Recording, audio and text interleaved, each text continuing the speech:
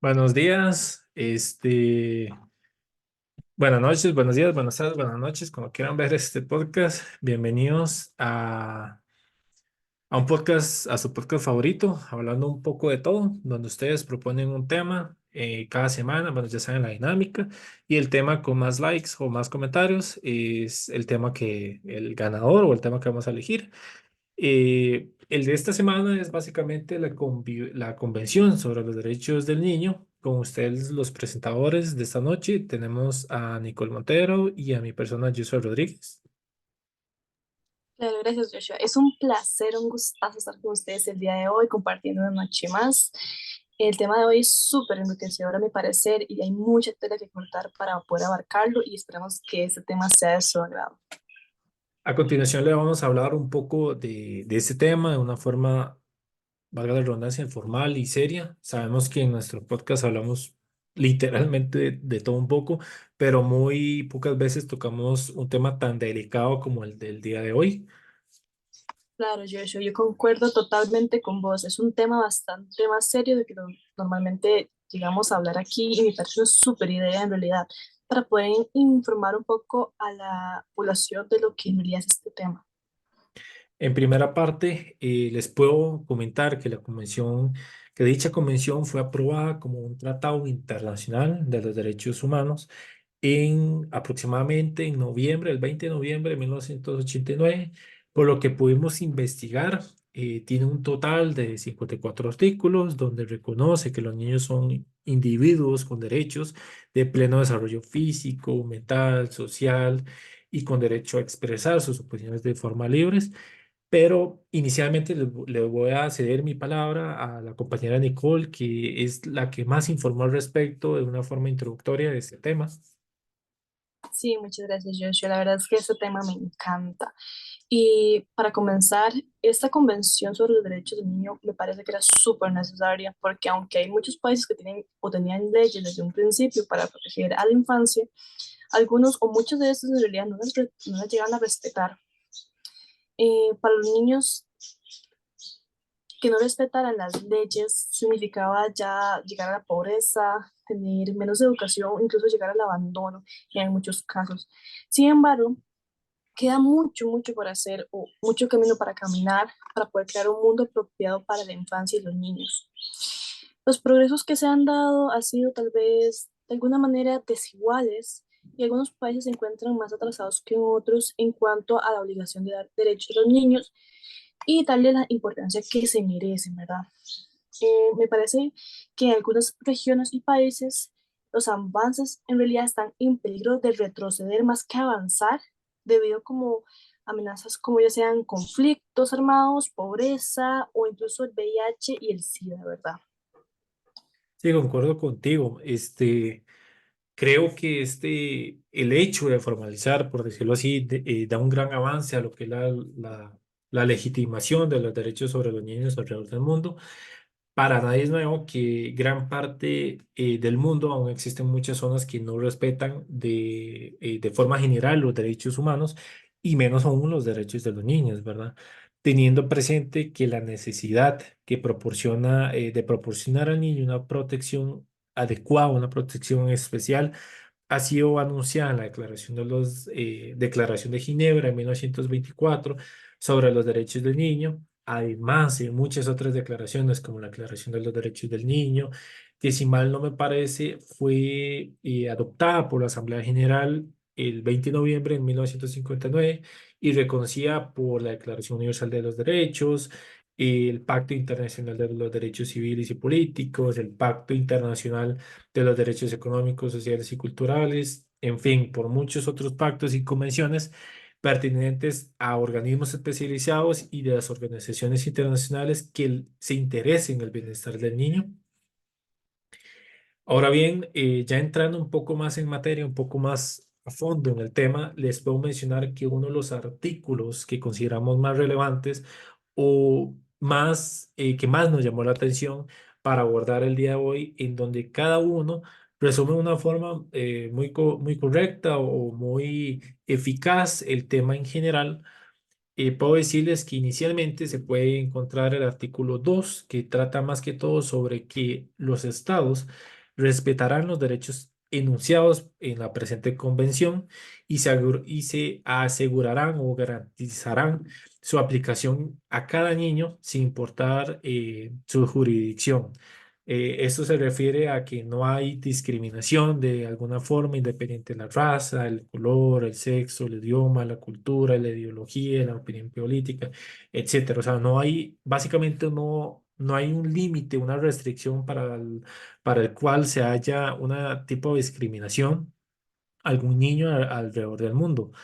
Por otra parte, también se explica que a lo largo de este artículo se protegerá tomando al niño contra toda forma de discriminación o castigo por causa de la condición, las actividades o las opiniones expresadas, ya sea por él mismo o por sus padres, ¿verdad? Y básicamente es un niño, él no tiene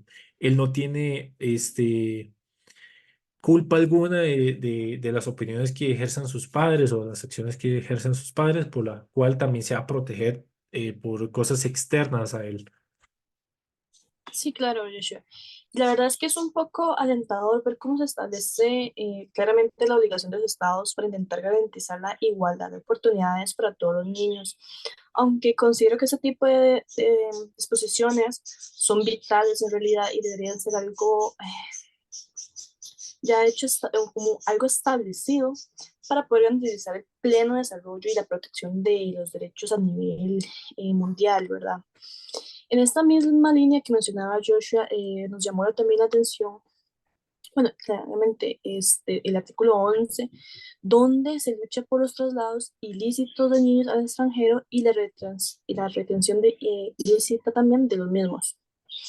Pensando, me gustaría darle un enfoque pensando en todos estos niños que son víctimas de alguna forma de desplazamiento forzoso, y ya sea por guerras, el cambio climático, el hambre, también tenemos la violencia o incluso la inestabilidad de algunos países, donde mientras hacíamos la investigación llegamos con un impactante dato de 43 millones, que es una cifra sin precedentes alguno y que crece de una forma alarmante, como comentaba con Joshua cuando hicimos esta investigación, que es una alerta que nos dio la ONU.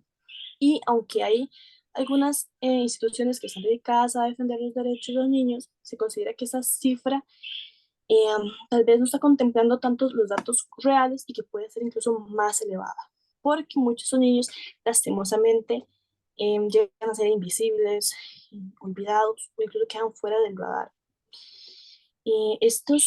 Digamos, sus niños llegan a presentar llegan a vivir un gran problema, que es que se ven confrontados por la ausencia de sistemas de protección, lo cual los hace más una presa, perdón, fácil para el tráfico de personas y abusos sexuales o para la libertad. Se llega a privatizar esa libertad por un tiempo indeterminado, ¿verdad? Porque hay niños que incluso nada más desaparecen y ya no se les va a saber nada más de ello, que es un caso bastante alarmante. Y haciendo una pequeña pausa, porque pienso que es importante tocar este tema, es básicamente la falta de concientización que tienen algunas personas sobre el tema de la migración de los niños, en donde básicamente son forzados a abandonar su lugar natal y soportar las mismas condiciones que enfrenta un adulto normal en estas situaciones, en donde ya por sí mismo, ya a un adulto le cuesta mucho, incluso hasta la vida le cuesta el tema de la migración. Imagínense a un infante, ¿verdad? A un niño de 2, 3, 4, 6 años, ¿verdad? De edad, en donde se tiene que someter a las mismas condiciones. Con respecto a lo que es el artículo 13, el niño, se explica que el niño tendrá derecho a la libertad de expresión. Este derecho incluye o abarca lo que es la libertad de buscar, recibir y difundir información o ideas por parte de ellos mismos. Eh, por otra parte, le voy a hacer mi palabra a la compañera sobre el protocolo facultativo en la Convención de los Derechos del Niño relativo a la participación de niños en los conflictos armados. Muchas gracias, George. Sí, yo les voy a mencionar un poco lo que sería este protocolo.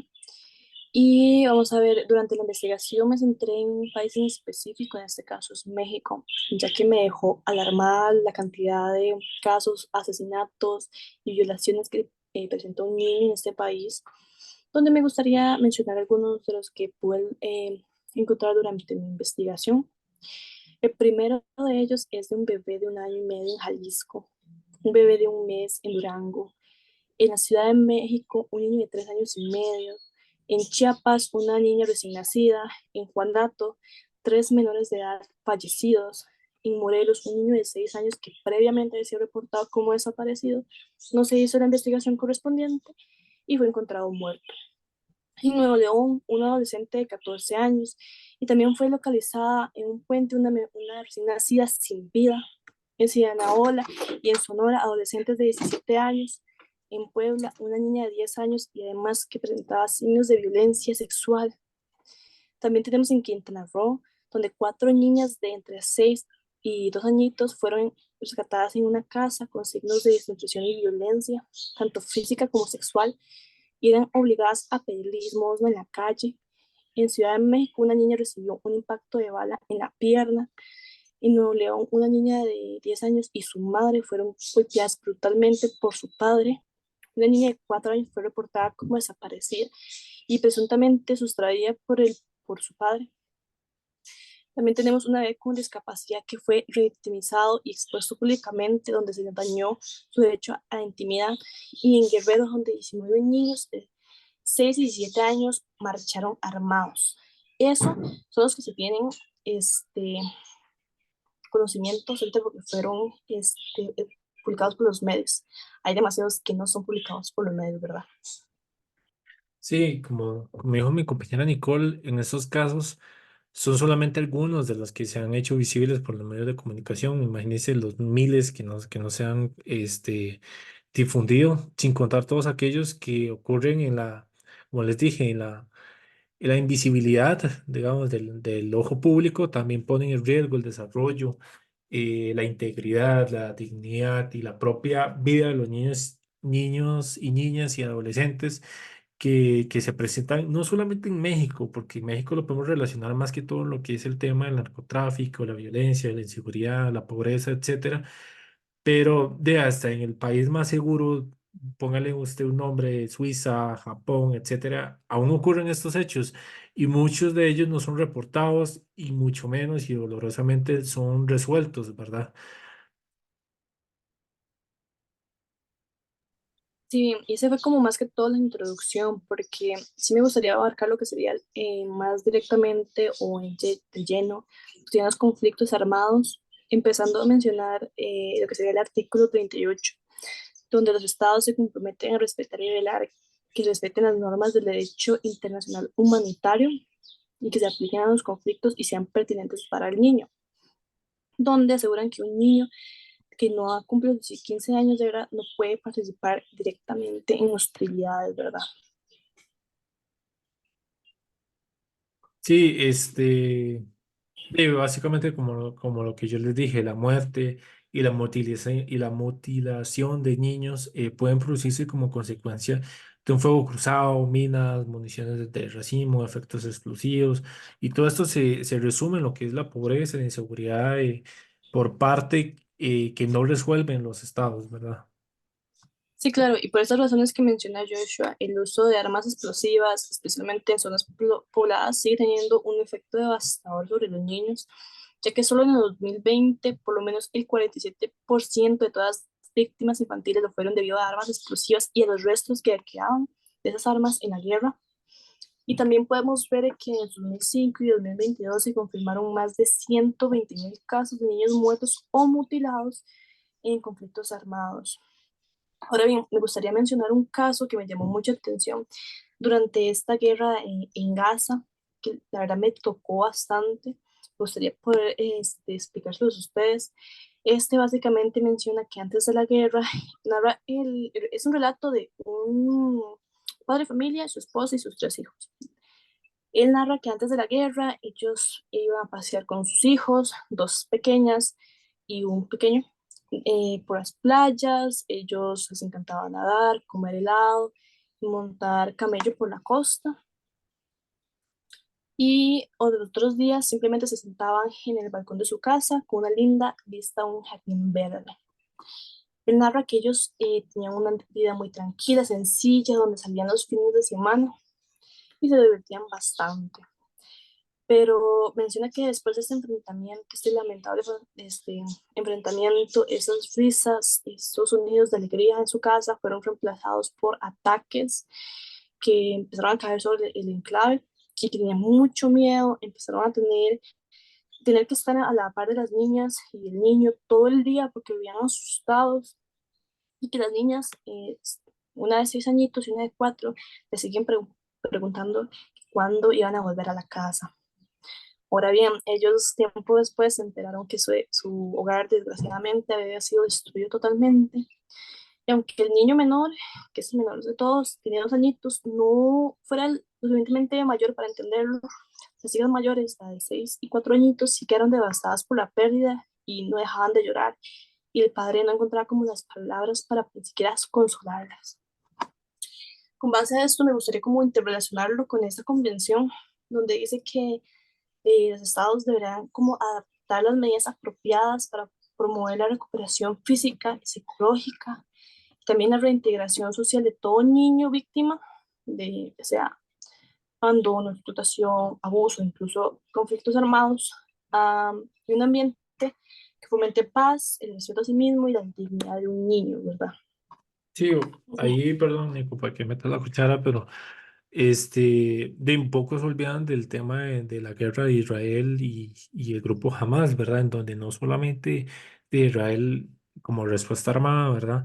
Está en contra del grupo Hamas, sino que de ahí también hay efectos secundarios y entre esos efectos secundarios, por decirlo así, se encuentran miles de niños y niñas que básicamente ya sea que han perdido la vida, se encuentran huérfanos o huérfanas, no tienen ni siquiera dónde vivir, con qué comer. Muchas personas omiten ese tema, ¿verdad? Nada más se enfocan de forma general en pérdidas de vida, pero por decirlo así, y tal vez esté erróneamente opinando, es más fácil para un adulto sobrellevar esas situaciones, ¿verdad? Porque básicamente puede tal vez razonar o puede accionar contra esa situación, pero ¿y qué va a hacer un niño, ¿verdad? Una niña en esas situaciones. Sí, claro, y entiendo totalmente tu posición, Joshua. Bueno, siguiendo con el tema, me gustaría mencionar que ya siguiendo con el tema de las guerras, sobre estos mismos años, del 2005 y 2022, se llegaron a confirmar 105.000 casos de niños reclutados y que fueron utilizados por grupos de beligerantes, pero es probablemente que el número real, ¿verdad?, sea mucho mayor, o sea, que nunca llegamos a tener un completo conocimiento de esto, ¿verdad, Joshua? Sí, ahí básicamente podemos retomar lo que es el tema de México o Colombia o cosas así donde el narcotráfico está como muy presente, porque muchos piensan que el narcotráfico nada más se encarga de, digamos, de matar personas o así, no, sino que también puede reclutar a niños que están en condiciones de pobreza y ellos ven ese tipo de decisión como de la más oportuna, ¿verdad? Porque si usted no tiene cómo resolver su vida, si usted no tiene educación, no tiene padres, no tiene los medios necesarios y ellos le ofrecen las oportunidades para salir, obviamente ellos la van a tomar. De aquí lo que importa es como el accionar de los estados, ¿verdad? El accionar oportuno de los estados para ofrecerles las herramientas que los propios grupos armados les ofrecen a ellos, ¿verdad? Sí, totalmente de acuerdo. Cualquier intento de ayuda a esos niños que viven en una condición tan extrema de pobreza o de abandono, claro, las suelen llegar a utilizar, ¿verdad? Aunque sea incluso de manera forzada. Aún así, también me gustaría mencionar lo que sería el tema de los ataques a escuelas y hospitales, porque aunque viendo, digamos, ya vimos el lado de la guerra como conflicto armado, ahora podemos ver lo que serían los atentados, ya que en este caso, igual, hablando sobre la misma cifra de años, de 2005 a 2022, se presentaron más o menos a cifras no tan reales, 16.000 incidentes que reportaron hacia la Naciones Unidas, perdón, entre lo que se incluye ataques directos, o indirectos hacia instituciones como educativas, sanitarias, donde había niños hospitalizados, personal médico y personal escolar, ¿verdad? Sí, igual otro dato, en el año pasado, en el 2023 se registraron aproximadamente 19 tiroteos en escuelas, universidades, con al menos un herido, ¿verdad? Un herido y lastimosamente de un fallecido también. Según el recuento de una noticia que pudimos ver sobre CNN, el más reciente suceso fue un lunes en Covenant School en Navish, desde que dejó 6 muertos en más de un mortífero desde un ataque de en Texas que se cobró más de 20 días. Además, si no me equivoco, actualmente ocurrió un atentado en Moscú, en Rusia, en Ok. donde no se han reportado aproximadamente 100 fallecidos, ¿verdad? Y en donde lastimosamente, y esperamos que no, pero de ahí tuvo que haber más de un niño, ¿verdad? Más de un infante o adolescente que resultó herido. Sí, claro, totalmente, porque yo me acuerdo que el año pasado eran esas noticias de cada rato, la verdad, más que todo en Estados Unidos, porque creo que Estados Unidos lleva una cifra de, creo que desde 1966 al 2012, llevaban como un conteo de unos 90 tiros masivos, y de esos tiros son más o menos un tercio de los 292 ataques que se dan en el mundo, digamos. Es algo impresionante lo que en Estados Unidos se llega a ver. O sea, creo que por lo menos hay un estimado de cada 6 meses, por lo menos reportar uno. Sí, como les mencioné anteriormente, y no, también no tiene nada que ver, no solamente tiene que ver con el tema de la pobreza, sino con la estabilidad emocional o como con la estabilidad familiar que tienen las personas, porque de eso no tiene nada que ver con que si la persona es pobre y toma malas decisiones, sino con lo que le dije, ¿verdad? Que la estabilidad emocional que tiene cada persona, incluso los mismos infantes, porque en los tiroteos que han ocurrido en Estados Unidos mayormente han sido de adolescentes, ¿verdad? O Ujú. adultos jóvenes que han realizado estos actos. Por otra parte, ya por decirlo así, finalizando este tema, eh, en el tema que es el protocolo de la venta de niños, la prostitución infantil y la utilización de los propios niños para la pornografía, voy a hablar de México y de Asia. Inicialmente en México, voy a leerles el extracto del artículo 2 de este convenio, que dice que la venta de los niños se entiende como todo acto o transacción en virtud de cual un niño es transferido por una persona o grupo de personas para un beneficio, ya sea de dinero o cualquier otra retribución que, que reciban. Por otra parte, la prostitución infantil se entiende como la utilización de un niño en actividades sexuales a cambio de una remuneración o cualquier otra retribución. Hablando de México, propiamente de México, hay un caso de un niño, Dylan, que destapó una red familiar de trata de menores en el estado mexicano de Chiapas. Juan Pérez pidió a sus dos hijos pequeños que fueran, Juana Pérez, perdón, pidió a sus dos hijos que fueran a la pulpería.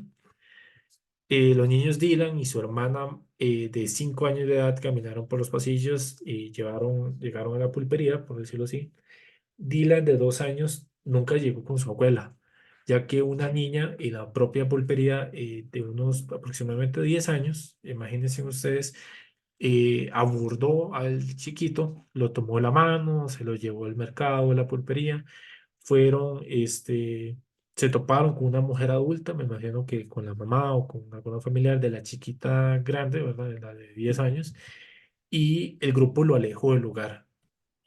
Claro, y esto es algo bastante común, pero me gustaría mencionar que este recorrido que hizo esta niña de 10 años al secuestrar al pequeño 2 fue grabado por las cámaras de seguridad de los negocios por donde pasaron y de la pulpería.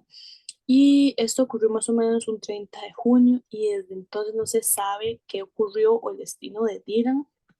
Este caso cobró notoriedad en México cuando su mamá viajó desde la capital del país para pedir ayuda al presidente en ese momento que era Andrés Manuel López. Y cabe resaltar aquí que el presidente más de 4 veces fue ella y en ningún momento le dio como el pase para poder hablar. Sí, al final y al cabo, no encontraron al chiquito, pero este, lograron descubrir una red de trata de menores en San Francisco, en San Cristóbal de las Casas. El grupo tenía cautivos a 23 niños, entre varios bebés, una casa en la ciudad. Los menores eran obligados a vender artesanías. Esto es muy común, más que todo en México, que secuestran niños para ponerlos a trabajar. 3 mujeres adultas fueron detenidas en la zona. De hecho, se afirma que la mujer que se llevó al menor en el mercado era hermana de las detenidas, en donde la captura por el chiquito para devolverlo a la casa era con una suma de 300.000 pesos mexicanos, aproximadamente unos $13.000. Según datos oficiales, entre enero y julio se reportaron 160 casos y de ellos 27 fueron localizados. Del 1 de enero al 21 de julio de este año se reportó la desaparición de 1970 chiquitos, de ellos 532 no han sido localizados. En el artículo 2, para hacerle como un poco de énfasis, se estipula que los estados partes prohibirán la venta de niños, la prostitución infantil, la pornografía infantil, de conformidad con lo dispuesto al presente protocolo. Se estima que hay más de 3 millones de menores que han sido ingresados a redes de prostitución. Este fenómeno eh, tiene una rentabilidad, desgraciadamente, que va a un aumento, esta vez cada vez más difundido. Es más fácil abusar de un niño que de un adulto, desgraciadamente. Sí, claro, porque los explotadores sexuales se aprovechan de la docilidad de los niños, ya que tienen una menor capacidad para defenderse que un adulto. Y frecuentemente esta actitud sí, desviada es motivada por querer tener un sentimiento de poder sexual o económico, por buscar experiencias nuevas o la sensación de impunidad que proporciona el anonimato, ¿verdad? Sí, ahora bien, cambiando de sector en Asia, eso es muy popular en Asia porque al tener relaciones sexuales con niños, según ellos, hay menos posibilidades de contraer VIH, incluso según ellos curan la enfermedad. En Chile se estima que hay al menos casi 4.000 niños o niñas que son víctimas de explotación sexual. Y por otra parte, y por último, para ya cerrar esto, vamos a hablar de las causas de la prostitución infantil. Las principales causas, bueno, como les mencioné, está la pobreza, lo que es el dinero. Comparado con el nivel de salario local, la prostitución es una actividad muy lucrativa.